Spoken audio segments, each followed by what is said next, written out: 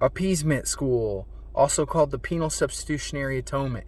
If you hear me say the word Anselm at the end of a statement, then that statement was originally taught by Anselm and assimilated into the Appeasement School model. There are 17 points. Point number 1. Adam, as mankind's federal head, transmits guilt of his sin to all mankind. Anselm. 2. Because of original sin, mankind is now totally depraved. Anselm. 3. Even infants innocent of personal sin are guilty of original sin. Anselm. 4. The sin of Adam infinitely offends God because the gravity of the offense depends on the worth of the one offended. Anselm. 5.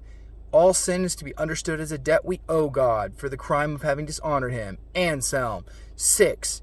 Even infants owe this debt. Anselm. 7.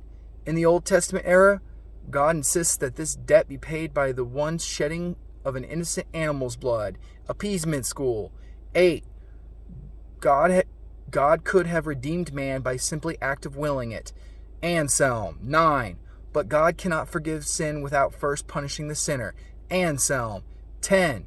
Not only must the redemption mirror the fall, but it must be as painful as possible because the fall was so easy. Anselm. 11. Only the death of a God-man is worthy to serve as recompense to God for his offended honor. Anselm. 12. Christ becomes incarnate so his humanity can suffer as a substitute for us. Anselm. 13. God pours out his wrath on Christ, pretending Christ is we, the ones who actually deserve punishment. Appeasement School. 14. On the cross, Christ becomes a literal sin and a literal curse. Appeasement School. 15. His eyes too holy to look upon sin, God the Father turns his back on Christ, abandoning him. Appeasement School. 16. Christ dies on the cross as an unblemished sacrifice, therefore obviates the need for further sacrifice by appeasing God's wrath once and for all. Appeasement School. 17. Thus Christ's